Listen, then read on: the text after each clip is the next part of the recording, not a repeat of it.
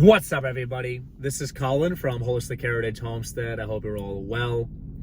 It's fall here. In Zone 6B of the United States, it's fall here. And that means we are thinking about winter. I want to talk to you folks about what we are doing and what we will be doing to prepare for winter on our homestead. I hope that I can teach you something during this video. I hope that I can make you think about something during this video. I hope that I can give you a great reminder or reminders during this video. And some of the stuff might apply to homesteaders, those of you who are into gardening and raising your own livestock. And some of this stuff is universal. This can apply to anyone. If you live in an apartment, if you own your own home, if you live in the suburbs, if you live in an urban area, some of this stuff might relate to you, be relevant to you, okay? So first and foremost, I want to make sure we are well, that we are safe. And that means staying warm, okay?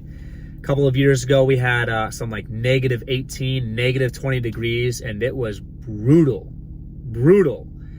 And it's no joke, folks. I mean, people pass away, you know, when temperatures drop to certain levels. And you got to be prepared. You got to be prepared. So we want to make sure our home is well insulated, and if that means insulating, you know, adding actual insulation to certain areas, we'll try to consider that. One thing that we are going to do is we've actually talked about in the past, and we did not do it, but we're going to actually create our own little insulation panels and kind of insert them into certain windows and certain areas of windows that could use some insulation. And by the way, if you're going to make your own insulation or do things like that, make sure it's up to fire code and you're being safe and all that stuff. General disclaimer. Use your brain. Do what is smart and legal and all of that. Use your brain. So, insulation. Covering any drafts. That could be putting things in the bottom of doors, you know, and making sure everything is closed up tightly, you know, closed up tight, things like that. And as far as heat, well, you want to make sure your HVAC system, your central heat, make sure that's checked. Is it maintained? Your filters are maintained. Have somebody who knows what they're doing, check it out, and make sure you're good to go. And if you have a wood stove, a fireplace, you want to make sure that that is maintained. If it needs to be serviced, cleaned out, whatever, have that done now before it gets cold. I think ours should be good. It should be clean enough. Should be good to go. Heat, fuel, different types of energy. We are going to get lots of firewood. If you folks do not have a chimney, if you do not have a wood stove, I still recommend having firewood on hand. You never know. You could lose the power. You might have to go in your backyard, if it's legal, if you're allowed to, and light a fire to boil some water to make it drinkable, to cook your food, to stay warm. You never know. You never know. Having more fuel sources on hand, I think, is always a good idea. A generator. Get a good generator. And I recommend dual fuel. We have one that's propane, that runs off propane and gasoline, which I think is great. Speaking of fuel, you want to stock up on gasoline. That's what we're going to be doing. Because, first of all, I think prices might go up. Who knows? And besides that, you don't want to be traveling to get those things when it's really cold. You want to have a little extra. If you're stuck at home and you have to run your generator, use it for whatever, you want to have that stuff on hand. And that means the propane as well. Yeah, think about being warm. Because, you know, a couple of years ago, I went outside and really, I was outside for maybe 1 minute without gloves on. And I know it was really cold. Should have had gloves on, but do as I say and not as I do. And I'd say within 1 minute, my hands were hurting. It was that cold. So you want to think about clothing. You want to think about switching it out. You know, we do this. I assume a lot of people do this, is spring and summer clothing gets switched out for the fall and winter clothing. Get that done if you haven't already. Get that done. And make sure you have the right clothing. That means getting a balaclava, getting something that covers your face, good hats, good quality hats, dressing in layers. I'm no longer wearing my short sleeve shirts at work. I'm wearing my Typical button-up shirts, collared shirts with sweaters over, layers. I can put a t-shirt under this if I want to, layers, okay? Have those clothes ready.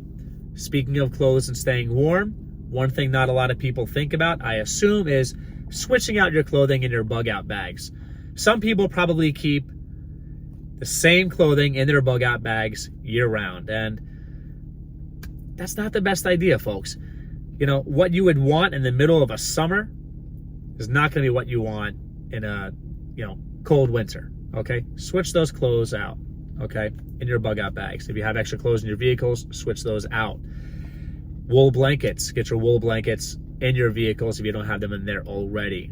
More important in the winter to have those. Now, speaking of staying warm, we also want to make sure that our livestock stays warm. So for the chickens, we will be cleaning out under the roosts where all the manure is, cleaning all those pine shavings and whatever else, or whatever other organic matter might be in there, and moving it to one corner of the chicken coop. By the way, please check out our previous videos discussing our composting system and how we use our chickens in our composting system. I go over this a little bit as far as how we use compost to actually heat the chicken coop. Now, is it going to be dramatic? Probably not. But I'll tell you, it gets steaming hot in that compost pile in the chicken coop, and we don't use heating. They don't need it. We have dual purpose birds that are made for that. They can handle the hot and the cold. And that compost, I think, does add some heat. So we'll be adding to that, building that compost up so it's nice and toasty in there. And, well, hopefully it warms it up a little bit at least for them. And as far as the pigs, we'll just we'll make sure they have lots and lots of bedding so that they can make their little, make their little homes, and they could stay warm, because that's acts as insulation for them. So we want to make sure they have lots and lots of bedding, okay? Straw, hay, whatever. Want to make sure the pigs have that. As far as the rabbits, I'm going to take a blanket or a tarp, put that over the top. We already have a tarp and a shade cloth there. I might put another layer or two over the rabbit tractor just to give more insulation so that they could stay warmer. I will try to breed the rabbits one more time before the winter. I'm not going to breed them when the winter starts, or in the middle of the winter, during the winter, because I don't want the kits, which is, they call them kits like kittens, okay? Just like with cats. I don't want the kits to be cold and possibly die, because they might not be strong enough, might not be able to handle the cold. So I'm going to breed them again now. Hopefully they'll be fine. And I will not be trying to hatch out any chickens soon, because it will be too cold. So I will be just harvesting all the eggs and not leaving any to create a clutch for the chickens to hatch out.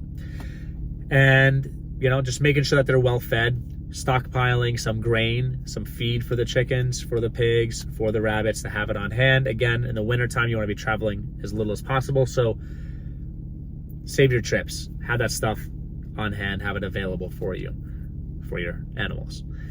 As far as gardening goes, most of the containers, I've already broken them down, taken the weeds out of them, harvested what last stuff we could. And now it's just a matter of just getting all that potting soil, mixed up again, adding amendments to it, getting it ready for next year. A lot of it I'll just leave in the containers themselves and add to it, because the potting soil level drops. That's normal. We'll add to them and get them ready. We'll be bringing some plants indoors, like our citrus trees, our Meyer lemons, our key limes, things like that. We'll bring inside and have them overwinter inside. We have some garlic growing, which is great. Looking forward to adding leaf mulch to that. I got that idea from a comment. It might be on one of our videos or a different video that somebody posted, but just throwing some leaves down. That will insulate the garlic and overwinter the garlic, and then hopefully those leaves will break down, add some good organic matter to the soil, and hopefully we'll see some new growth for our garlic in the spring. I'm excited about that. The garden beds, I'm not going to be adding any wood chips, just adding lots of organic matter, letting that break down, leaving all of the weeds. Okay, please check out our previous videos talking about weeds and how weeds can provide value and how they can be beneficial. Letting all the weeds grow to keep those roots in the soil.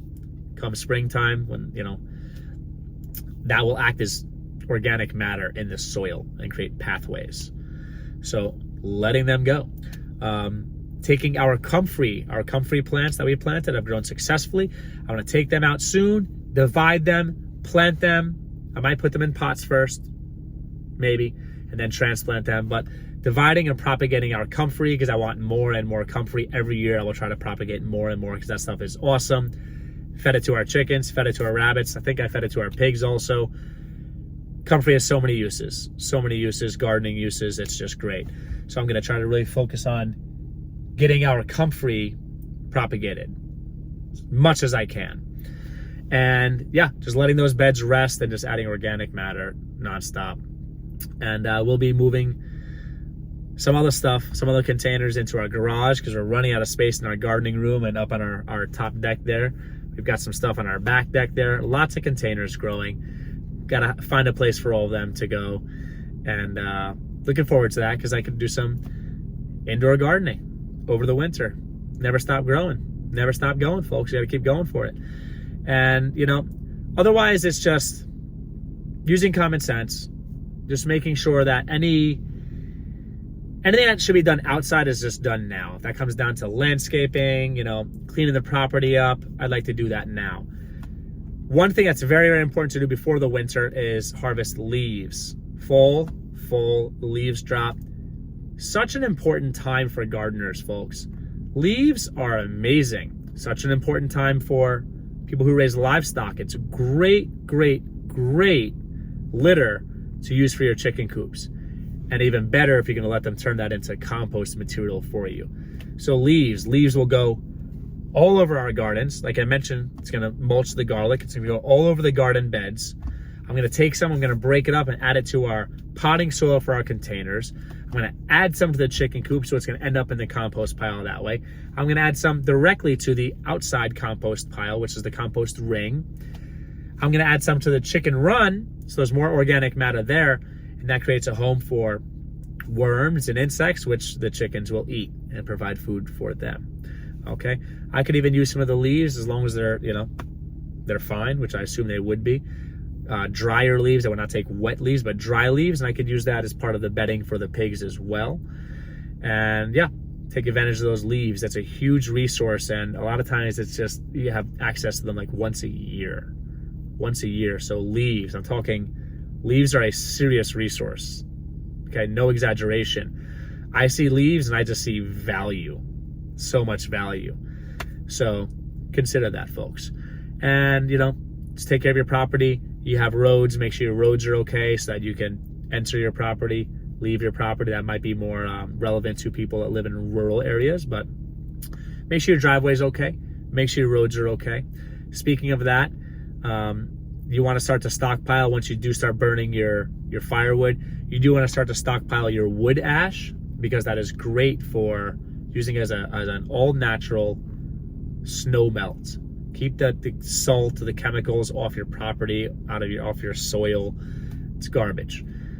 Please check out my previous video that I've posted, or videos talking about wood ash, the value of wood ash. And yeah, it's a good time. We'll also probably add some soil amendments, not just to our potting soil. I'm talking all natural stuff, but also we can add it besides our potting soil to our garden beds to just let that stuff work its way in. And then get a head start in the springtime. So as soon as spring hits, it's already there. So we're not waiting in case we don't get around to it. It's already there in place to start breaking down and help the soil. Okay. Another thing to think about is you can start now. You don't have to wait until winter happens. A lot of people take the winter time as a great time to design their gardens, plan their gardens, project manage their planting schedules. That's great, but if you're anything like us, particularly me, we're very busy people. I'm a very busy person. If I start something in the winter that I want to have done by spring, it might not happen. If I start something in the fall that I want done by spring, that might be better off. So I'll start it so that I already have some basic plans by the time winter is here, and then I'm prepared for winter to pick up wherever I left off and finish those plans.